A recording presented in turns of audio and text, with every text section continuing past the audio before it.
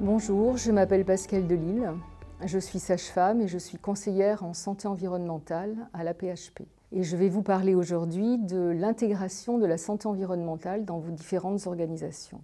Alors ça commence par deux piliers, deux axes pour cette intégration. Une intégration pour des changements de pratique et d'approvisionnement dans vos organisations et un deuxième axe qui concerne la transmission des messages de prévention aux usagers ou à vos publics, cibles de votre organisation.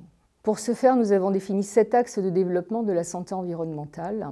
Les deux premiers piliers, les deux premiers axes en vert sur ce graphique dont je souhaite vous parler, c'est l'axe 1 qui concerne la formation de vos agents à la santé environnementale, indispensable évidemment à cette intégration, et le pilier 7, l'axe 7, qui concerne cette transmission de l'information auprès de vos patients ou de vos usagers. Et entre les deux, les axes en jaune concernent la transformation des pratiques et la transformation de vos approvisionnements, avec le premier axe qui va concerner la rénovation de vos bâtiments, avec un enjeu de prévention de la qualité de l'air intérieur. Le deuxième axe va concerner l'entretien de vos locaux, avec aussi un enjeu de préservation de la qualité de l'air intérieur en fonction des méthodes de nettoyage et des nettoyants que vous allez choisir. Le quatrième axe concerne la prévention des déchets et le recyclage de vos déchets. Alors indirectement, ça concerne la santé humaine parce que ça concerne la pollution de votre organisation sur son environnement. Le cinquième axe va concerner les repas et l'alimentation, avec la prévention de l'ingestion de polluants environnementaux par voie digestive. Et le sixième axe va concerner la sphère des cosmétiques, les produits d'hygiène et de soins qui sont de toute façon utilisés dans nos différents services et dans les différentes organisations. Je reviens sur l'axe 1 qui concerne la formation de vos personnels, soignants, collaborateurs. Donc, en général, il y a une formation plus fournie ou une formation diplômante, une formation longue pour les soignants qui souhaitent s'engager dans une transmission des informations auprès des patients ou des usagers. Donc, cette formation est conséquente et je conseille d'emblée de prévoir de l'entretenir avec de la formation entre pairs, de la formation peer-to-peer dans vos services pour éviter de la déperdition d'informations. À ces formations longues sont associées des formations plus courtes qui sont des formations de sensibilisation des agents qui peuvent participer à l'accompagnement du changement et qui peuvent en parler. C'est une forme de communication qui n'est pas négligeable puisqu'elle accompagne en fait le dispositif de transition écologique et ça permet de faire de l'information plus passive à partir de ce changement de pratique et d'approvisionnement. Et l'axe 7, cette communication globale, cette construction d'un environnement communicant intègre à la fois de la formation active et ces formations plus diffuses qui sont diffusées à travers ces changements de pratique et ces changements d'approvisionnement et qui peuvent être commentés par les agents qui ont été sensibilisés. Tout irait bien pour la création de ces environnements communicants s'il n'y avait le problème des inégalités d'accès à l'information en santé. Alors, les inégalités d'accès à l'information en santé, c'est le monde de la littératie en santé, un anglicisme qui a été traduit francisé, dont l'OMS propose une définition, mais en fait, ces inégalités d'accès à l'information en santé sont fondées sur des facteurs qui sont à la fois individuels et aussi des facteurs sociétaux. Bon, alors, des handicaps physiques, de la surdité, des handicaps linguistiques, une mauvaise gestion, une mauvaise connaissance de la langue française, par exemple, peut-être un handicap à l'intégration de ces informations préventives, et des facteurs plus sociétaux comme la pauvreté, la précarité, voilà, des facteurs plus généraux. Donc je vous propose un schéma de promo santé qui date de 2019, en licence Creative Commons, qui propose une illustration de cet accès à l'information préventive en santé, un schéma d'intégration que vous avez en haut à gauche. Promo Santé a fait un sondage sur 8 pays européens et d'après cette enquête, cette étude, il y a un Européen sur 2 qui dispose d'un niveau de littératie en santé limité voire pour 35% problématique.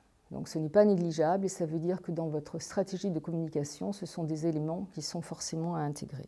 Pour réduire ces inégalités d'accès à l'information en santé, je vais vous proposer 3 leviers d'action que je vais illustrer, qui vont vous permettre de mieux décliner ces contraintes dans votre stratégie de communication. Premier levier, c'est rendre les informations plus appropriables. Ça joue sur l'accessibilité des signes et des formes. Le deuxième levier, c'est renforcer le pouvoir d'agir des individus, c'est-à-dire valoriser leur participation, interaction dans des espaces auto-organisés et dans des parcours de soins co-construits. Et le troisième levier, c'est développer un environnement facilitant avec des espaces multicommunicants, ce dont nous avons commencé à parler précédemment. Alors, le premier levier d'action, rendre les informations plus appropriables.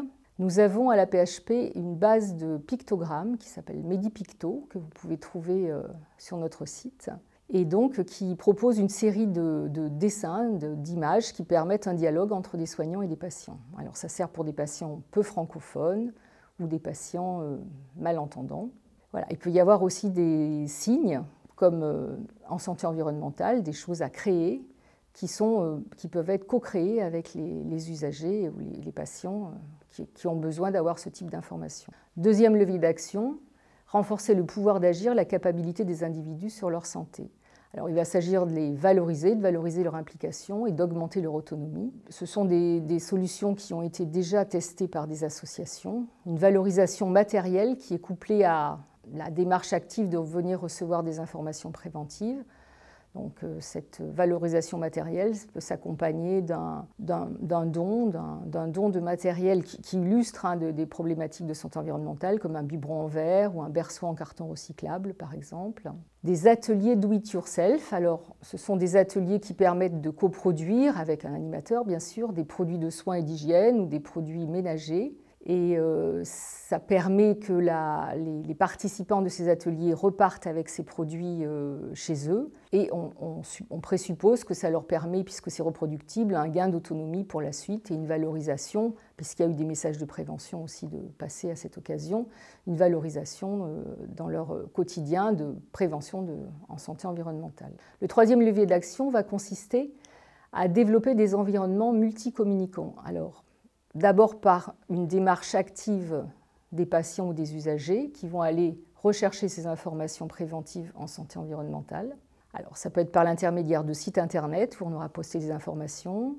Dans les consultations, des consultations de sages-femmes, de médecins, il peut y avoir des flyers avec des QR codes qui renvoient aussi sur des sites qui sont porteurs d'informations.